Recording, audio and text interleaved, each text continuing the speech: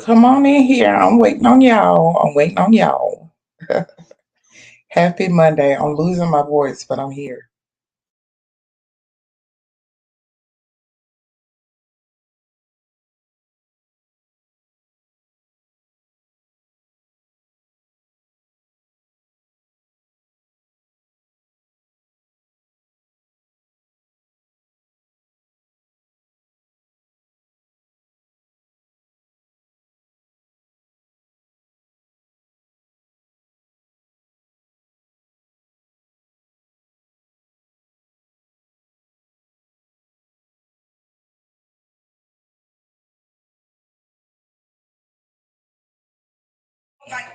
Hello to whoever are in the bushes. Good evening.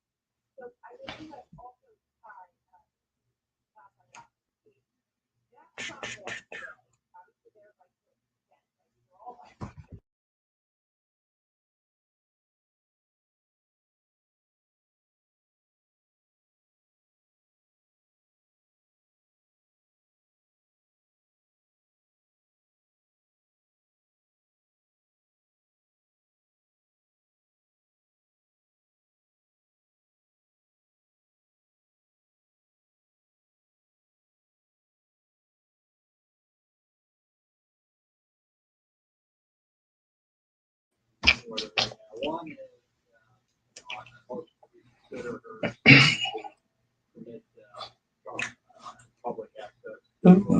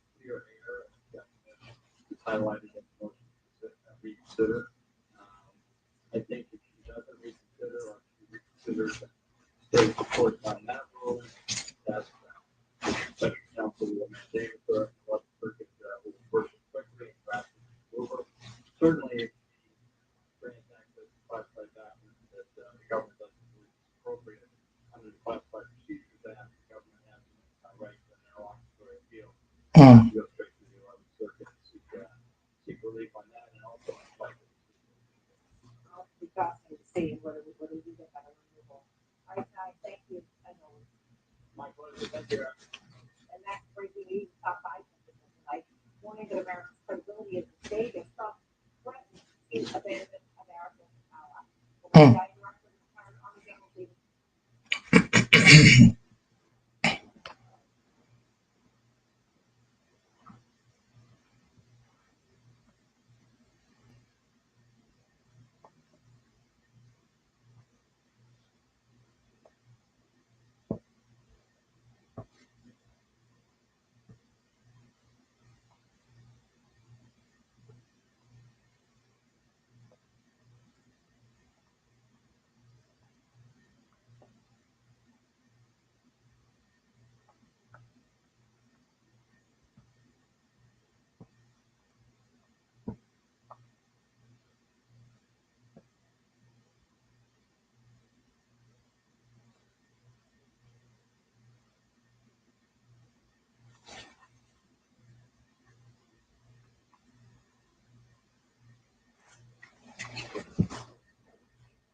Your house that break down due to normal wear and tear.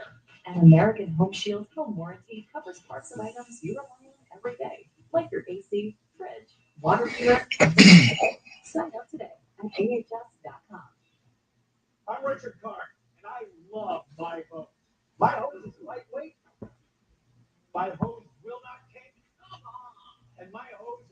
TV.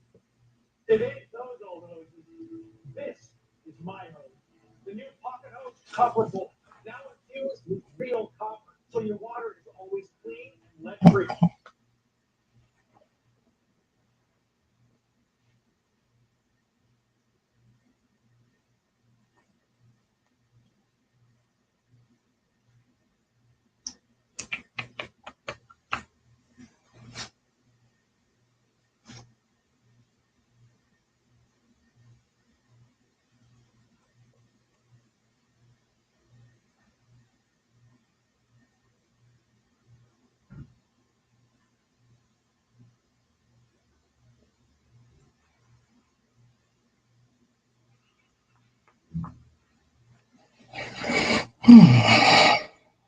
Companies are searching for every possible expression they can find to let employees know they're being fired without using such direct language.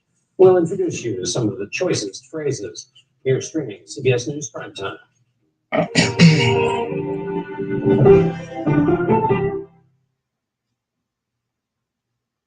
was flying over. You're interested? My son will Can you help me?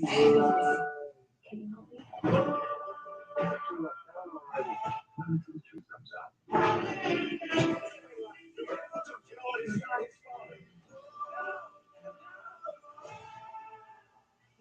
You were worried about me, right? That's all you get. Tracker. New Sunday, 98 Central, CBS, excluding ML Plus. When moderate to severe ulcerative colitis takes you off course, put it in check with Rinvoq, a once-daily pill. When I wanted to see results fast, Rinvoq delivered rapid symptom relief and helped leave bathroom urgency behind. Check. When UC tried to slow me down, I got lasting steroid-free remission with Rinvoq. Check. And when you see less damage, Rinvoq came through by visibly repairing the colon. Check. Rapid symptom relief, lasting steroid-free remission. And a chance to visibly repair the colon lining. Check, check, and check. Rinvoq can lower your ability to fight infections, including TB, serious infections and blood clots, some fatal, cancers including lymphoma and skin cancer, death, heart attack, stroke, and tears in the stomach or intestines occurred. People 50 and older with at least one heart disease risk factor have higher risks. Don't take it allergic to Rinvoq, as serious reactions can occur. Tell your doctor if you are or may become pregnant. Put UC in check and keep it there with Rinvoq. Ask your gastroenterologist about Rinvoq and learn how Advil can help you save. The seasons change, and we change with them. What we wear, what we eat, where we go. Something else that keeps changing is the virus that causes COVID-19. And so COVID-19 vaccines change too. Getting the season's updated COVID-19 shot is one of the best ways to help protect yourself against COVID-19. And these vaccines train your immune system to recognize and help fight recent variants. Learn more about a vaccine option and Jesus Christ, for the love of God, shut up about COVID. Jesus Christ.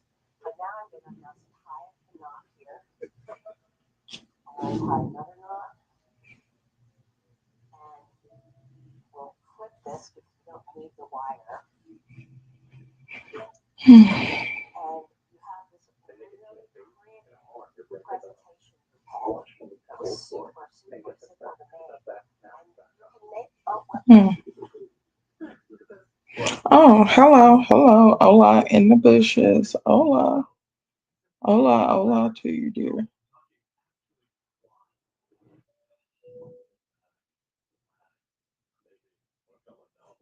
I won't forget the little birds out there.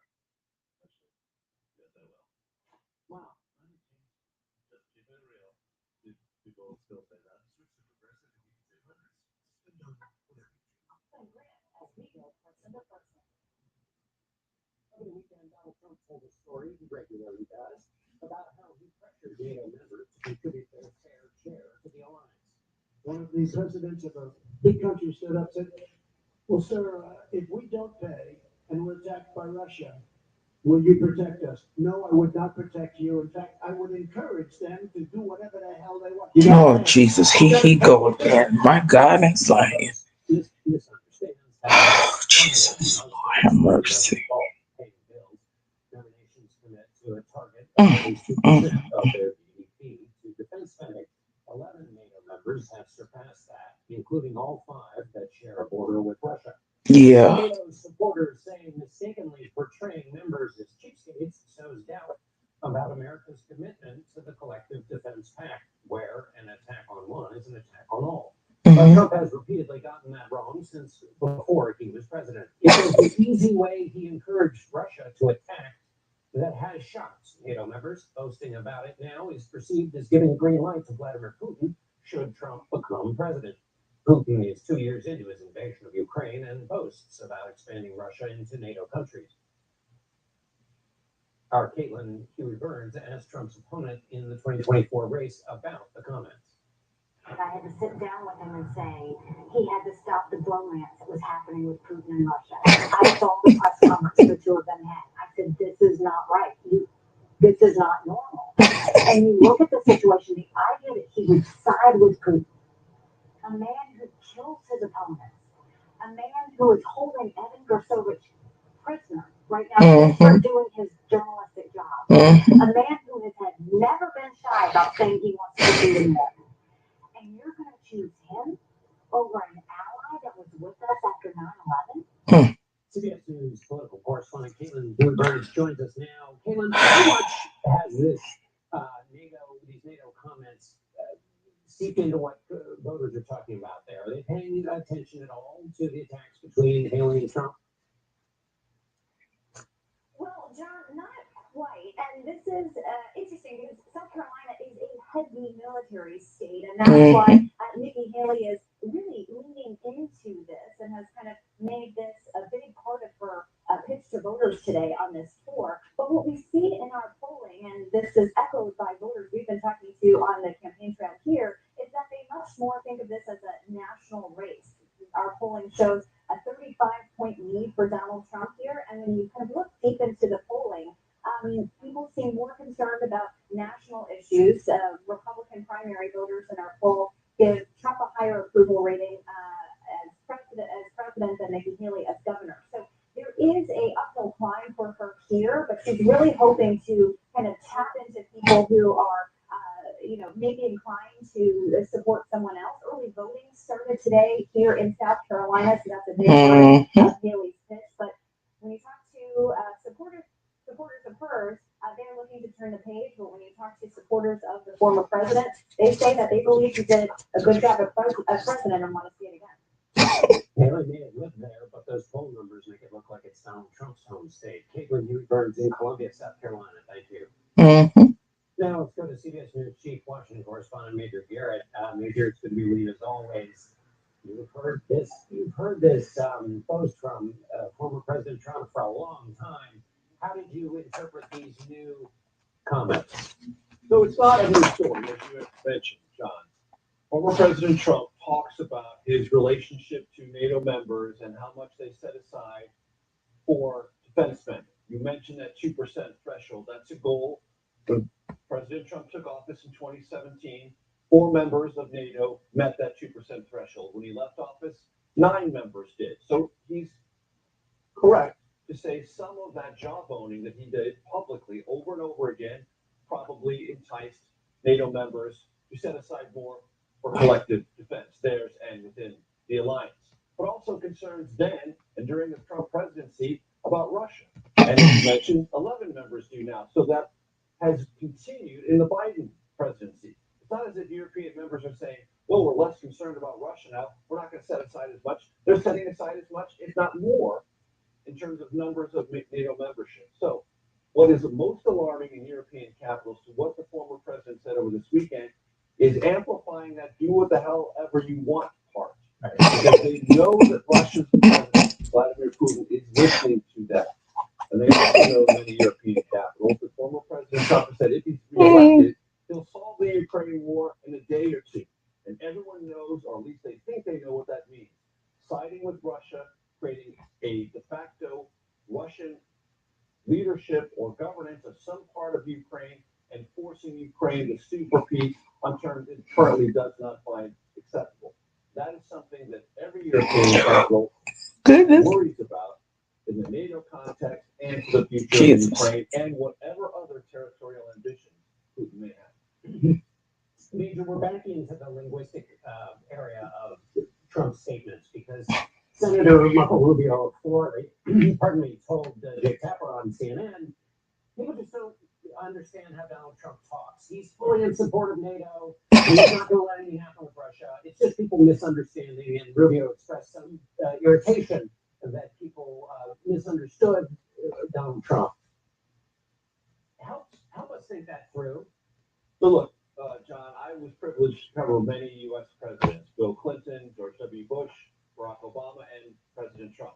And I've been to many NATO summits. And during that time before Trump was president, there was a kind of wandering that NATO went through. What was its real mission? What was it really about?